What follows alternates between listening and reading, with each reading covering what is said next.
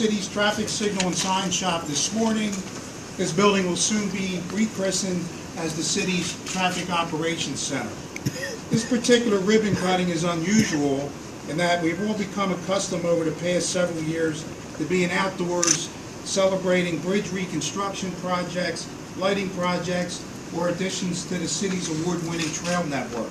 Instead, today, we are inside to celebrate a public works project and technology that will be largely invisible to the public. But let me assure you, however, that the opening of this traffic operations center is an investment in the future that is just as fundamental to public safety and the city's economic well-being as replacing an aging bridge or expanding our trail network. By building a centralized and dynamic traffic control center and modernizing our traffic signal network, we'll be able to optimize the use of our vast roadway system for the benefit of all users, including bicyclists, pedestrians, and transit riders. To dispel any conspiracy theories that are bound to arise, I completely assure you that this was not a project that was quickly thrown together back in last November when we heard that a certain world leader was coming to Philadelphia for a visit.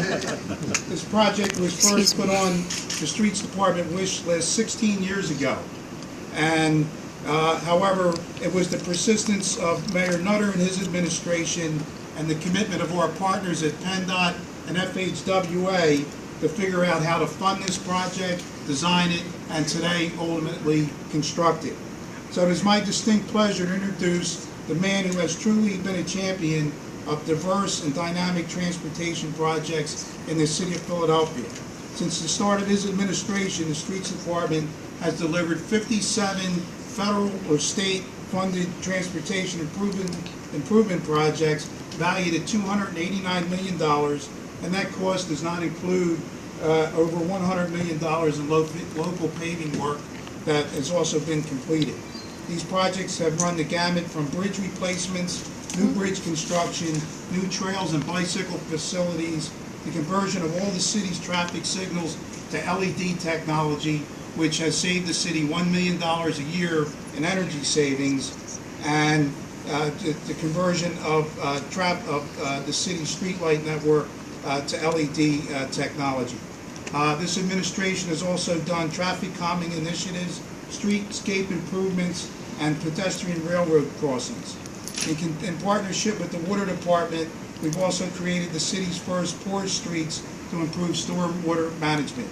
Please join me in giving a warm welcome to Mayor Michael A. Nutter. Good morning, everyone, and Dave, thank you very, very much, and thanks for dealing with the other issue so early on, so that folks know just how long it's taken to put this together.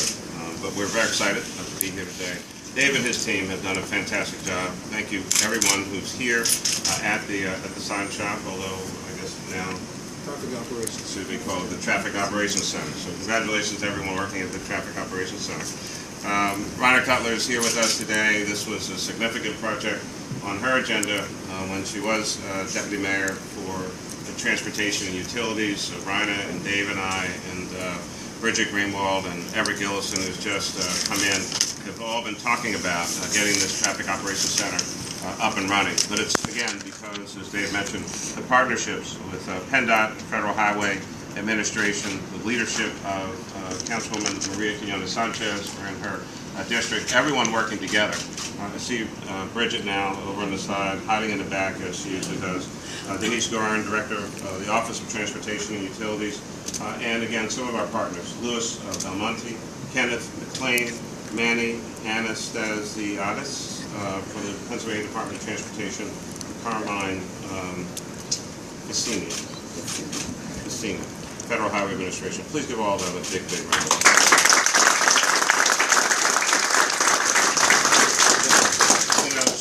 It's just another day of accomplishment here in the city government. As I was coming here, I passed the co-location center, which is just a few blocks down the street.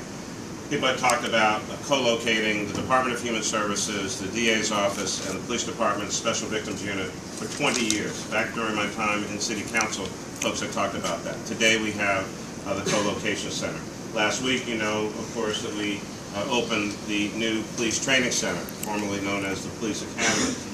And so many of these projects happen because of the many, many people in this room. The Transit Operations Centers, also, are we going to call it the TOC or is it the TOC? TOC. TOC, very good. The government would actually stop running if we did not have acronyms to make things work, because that's actually how we talk. We can have a complete conversation in acronyms, and only government people would actually know what we're talking about.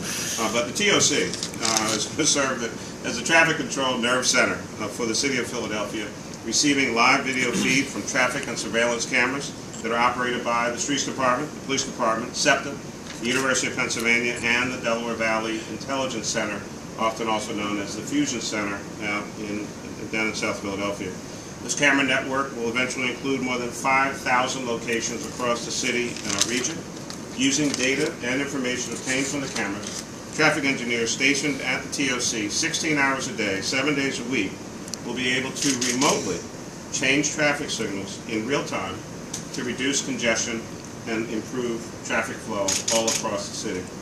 This improved traffic efficiency will benefit all users of the city's transportation network, including, of course, motorists, cyclists, transit riders, and, naturally, pedestrians. And, of course, a better managed traffic network is a key tool in implementing the city's complete streets policy, because it allows more physical space on our streets to better accommodate non-motor vehicle and pedestrian traffic. Once again, we want to thank PennDOT and the Federal Highway Administration for supporting this $4.2 million investment in our city and region. Eventually, the cameras in this facility will be networked and shared by our partners so that the Police Department's traffic unit, PennDOT, and SEPTA, again, can all benefit from improved and shared intelligence. And while we did not create this, because of the special visitor coming to Philadelphia in about 10 days or so, but the reality is, the Traffic Operations Center will operate 24 hours a day during the papal visit here in Philadelphia. The Police Department's traffic unit will be able to monitor pedestrian congestion and traffic conditions, particularly within the Francis Festival grounds and adjacent areas. The TOC will enable seamless communication, data sharing, and enhanced cooperation between and among agencies and our many, many partners responsible for maintaining a highly functioning transportation network in and around the city of Philadelphia. Once again, to all of our partners, thank you very, very much. To all the folks here at the TOC, congratulations. Welcome to the 21st century.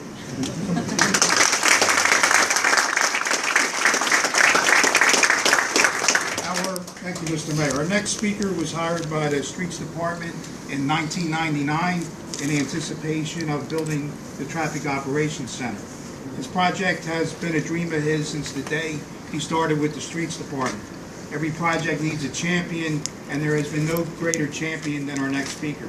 He's a nationally recognized expert in traffic engineering and a progressive leader within the Streets Department. Please welcome our Chief Traffic and Street Lighting Engineer, Richard Montanez.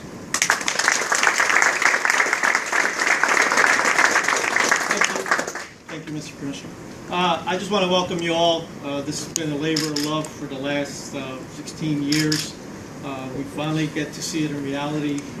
Hopefully everybody enjoys it. I also want to thank PVRPC, who's here in the house. They did a concept of operation back in 2011, which probably started about 18 months before that. That's how we started one of the first process here. So I want to thank everybody, all the partners, the contractors who've worked here, the consultants who've done everything, helped me out a lot and carried some of the heavy lifting. PennDOT, Manny, who's been very valuable to me, mentoring me, and Carmine also, who's been mentoring me trying to get this done. Like I said, this is a labor of love, and I hope you guys enjoy it. I kind of just want to turn the switch. I've been playing with it for the last 24 hours. I'm like a kid in a candy store. It is going to work, right? I hope so, yes. Okay, like a little more confident response. There's going in, yes. Yes, there you go. That's what I like. Next, I'd like to introduce the councilwoman for this neighborhood. We're proud to have this facility in her councilmatic district. She's been a very big supporter of the Streets Department. Please welcome Councilwoman Maria Sanchez. Congratulate everyone. I will not take any time away from Rich being able to flip that switch. But I do want to add the level of professionalism that goes in the Streets Department. When we talk about public safety, when we talk about congestion, pedestrian walking, you know, they're located in an industrial zone. The Streets Department's engineers and professionals are amazing, and they're willing to really come out and talk to the neighborhood and come up with ways that we can keep the public safe. And I appreciate the collaboration. I'm glad that they're in this district, and really, you know, the value of having homegrown leadership. I just want to take a moment. Rich is from 4th and Dolphin in the neighborhood, so we have a lot of talent in the city of Philadelphia. I want to take this moment to congratulate them for looking at public service, you know, doing their careers in the city of Philadelphia. There's people like Rich and Bridget and others that really bring a love and a passion to how do they make what their jobs work, but safe, and really care about Philadelphia. So they are our pride and joy, and we should be very happy to be, as the mayor said, in the 21st century. Thank you.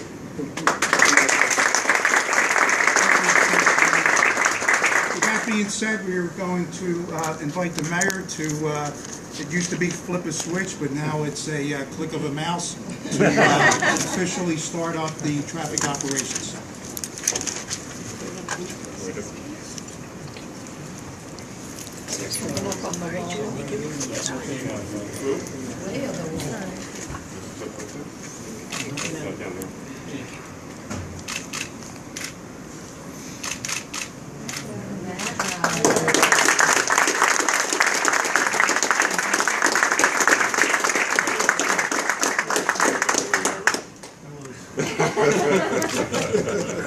That wasn't the answer. I've tried it about 100 times.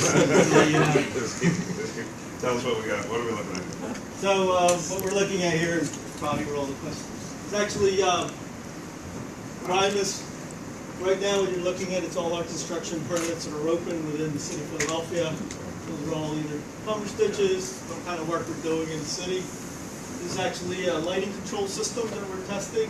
We control all the street lights, and actually what you're seeing is real-time monitoring of energy that we're using as we're trying to make the streets department a greener department.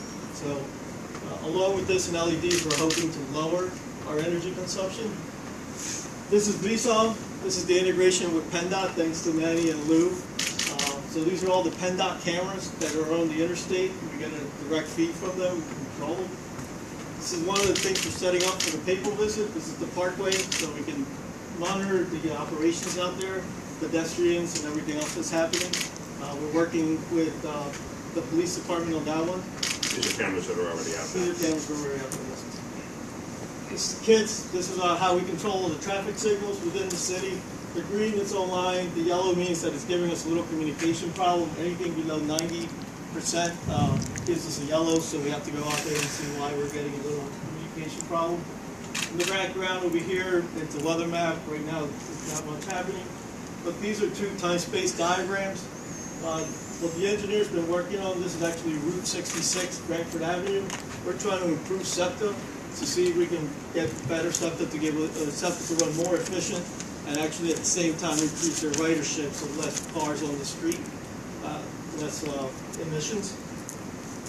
This is Bustleton Avenue, one of the Tiger jobs funded by FHWA. So this is all Bustleton from Frankfurt all the way up to County Line.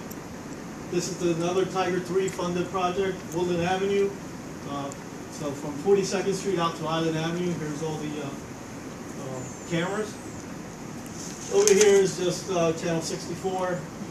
And this is all Broad Street. We were monitoring Broad Street this morning as we were playing around with a time-space diagram. So it gives us a way, as we change timings on the street, we're able to see real time. No longer do we have to send somebody out there to see if what we have done actually works. So it gives us real-time feedback as we do our work. Go back up. Any questions? I know this has been on the books for a number of years, but talk about the urgency of getting it up and running and troubleshot with the ramp up to the Pope's visit, and maybe some examples of how it would be used if you see pedestrian issues getting in and out of the festival grounds, traffic issues on the periphery of the box, that kind of thing. I think you can grab this without making it move. Well, And you I can come mean, up to I the guess- mics too, yeah, whoever's going to do it. So, the first part of your question, I mean, again, My hand is killing me. not to kind of beat this one into the ground, I think with every possible respect to Pope Francis, I think this was the day that this was going to happen, whether or not the Pope was coming to Philadelphia. We've been trying to work on this, as you indicated by the second part of your question, for a while. Having said that, obviously having more information is always better than less, and it was the whole point of this project in the first place. The fact that we can use it for the papal visit is to our advantage. But if for some reason it wasn't ready, I mean, it's just kind of the way it goes. It's not like the city's going to fall apart. But what a fantastic commercial. Well, way to go. Way to go, Rich. This guy is good. And he wasn't even near the mouse. It's like remote. Anyway, so you want to talk about how this helps us for a couple weeks from now? Well, the idea behind here was so that we could share information with PennDOT, with our neighbors, obviously New Jersey DOT, Del Dot, and Maryland, to see what's happening, and also with the police department, fire department, EOC, as a way to just to make sure we're all on the same page, seeing the same things. So we're just trying to, I guess, manage the expectations of the people coming into the city, realizing it's 1.5 million. Hopefully, Million and a half, a whole lot. a whole lot of people, visitors coming into the city of Philadelphia all at once. Yeah. So. And give an Having example. the Office of Emergency Management, the OEM, at, where they are, the DIVIC, Delaware Valley Intelligence Center, anything else that the federal government might set up, and this location. More information helps everyone in this entire process. And I think that's the big part of having additional eyes in different places, all seeing possibly the same thing, or if someone picks up something different. Again, it's all to our advantage. They're all in different locations, kind of spread across the city, which if something were to happen somewhere, we have enough redundancy and enough capacity in our system to be able to see different things from different locations all around the city of Philadelphia, and not necessarily right in the main location. And short of an incident, I guess, if you see a majority of pedestrians, pilgrims going toward a certain set of entrances, and you've got unused entrances elsewhere, I mean, is there a way through social media then that you could see that and then redirect them? Could it work along those lines? Yeah, I mean, we can certainly do that, but I mean, that won't be our only means of communicating. We also want to communicate with folks on the ground. So, for instance, if the Secret Service, for some reason, and I can imagine that they won't through their own resources, but if they didn't really kind of see that, sometimes you're so far in something, you just see a bunch of people. Whereas, as you point out, a block down the street, there's another magnetometer center that's hardly being used. We, not only through social media, but also through ground forces at the location, we just start redirecting folks. It's, I mean, it's kind of like the supermarket. This line is full, but this one's open. You might want to go over there. And as far as, Mayor, traffic on some of the major routes trying to get to these events, how would it work in that regard? Well, I mean, again, Like know on that we have, 95 or... so we have strongly encouraged folks that cars actually are not a particularly viable way to try to get to the Francis Festival grounds. Your best bet is actually going to be mass transit, or getting close and then walking in, or riding your bike. So the reality is most parts of the Schuylkill Expressway are going to be closed for obvious reasons. You can't let people get off at 30th Street, you can't let them off at 23rd Street, you can't get off at 15th Street, and you can't get off at 8th Street. Why? Because those are all the areas where the activity is taking place, and you don't want those cars coming off of exit ramps right into the location. If we're not allowing people to get off on those 4 locations, then the Schuylkill would become literally a parking lot. And where's everyone going to go? So that's why, quite honestly, from a PennDOT perspective, the Schuylkill and 676 are closed. We think that the best way, and as SEPTA says, no one gets you closer, the best way to get to the Francis Festival grounds, mass transit, walk, or bike. And just get as close as possible, and then, kind of walk your way in. So, I mean, vehicles are really not a viable option in this particular event. Anything else? Well, beyond the Pope, Wow. are there We live. Yes. As it relates to this traffic operations center, what are the particular bottleneck corridors that you think this will help smooth the way? Right now, we're actually concentrated on Broad Street, and we're slowly moving into the northeast Frankfurt Avenue. We're also going to move down to the sports complex for special events. So as we build up the system, we're going to move throughout the whole city. So you're, I'm sorry. so you're watching there, and something happens. There's a crash. There's a crime that took place. Do you have direct communications with police and EMS, or do you have to pick up the phone and dial 911? The same video feeds you see here are also being fed into the DIVIC, which is the Delaware Valley Detention Center. Then the police officers will take care of that. And the real-time crime center as well. Everybody's seeing the same stuff. So, again, not only for, of course, the big event coming up the weekend of the 26th and 27th, but this traffic control center, traffic operations center, TOC, will also be very, very helpful for next year's big event, which of course is the Democratic National Convention in Philadelphia. And all big, small, medium, whatever's going on in the city, this is going to be a great tool for us. But again, in less than a year, we'll have 50,000 plus folks in Philadelphia for that particular activity.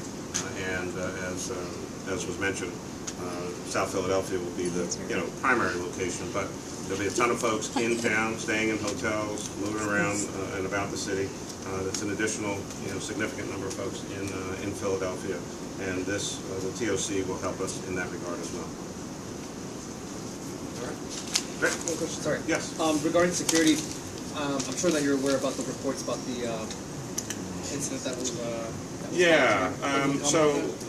So first of all, I do not know the member of Congress who was talking about this. That is significantly old news, and I mean I've known about that for a while. There is no threat, and there is no current threat at all. So I don't know what made the congressman suddenly start talking about it, but it really is old news, and there's no story there. I do one other question here. Say somebody is watching something. I noticed that camera is moving. Somebody who has control over the camera. For example, you're here. You want to see what you're being viewed here. Somebody in another operation center, the police or something, says, wait a minute, let me turn that to the left, let me turn that to the right. You want to monitor something here. Who overrules who is what I'm saying. Well, by the authority vested in me, ultimately, I am in charge and in control of all of the cameras, one of which will actually be following you around today, because I want to know what you're up to. No, I have no authority over any of the cameras. The one I think you're looking at, that one I believe is automatically moving, and then others you can control, assuming with like a joystick or something. Those like are that. actually set on the tour. That right now the police department is set on the tour. Okay. So all of them eventually you will see on the tour. They'll look to a point and then kind of stay there for a second and move to another point. So it's a way for us to monitor. So you traffic. can't override that and say, hold on. Yeah, we can override it with the stations. Okay, and if you want to look at something here, but the police or somebody else wants to look at something in a different area, is what I'm saying. Who takes precedence? The owner of the camera takes precedence over. Or then they just call a deputy mayor for public safety, and then he has to have a meeting, and then there's a lot of discussion, then they meet in a big room, and about 3 hours later, we'll figure out who can direct that camera. That's what we do. Don't believe it. Using acronyms, of course. All in Only. Yes, absolutely. Yeah, good. I don't want to control kids. I have enough stuff to do. I have no interest in controlling the camera. I want to thank everybody for being here today. One more big round of applause. Dave Perri, Rich, the entire team.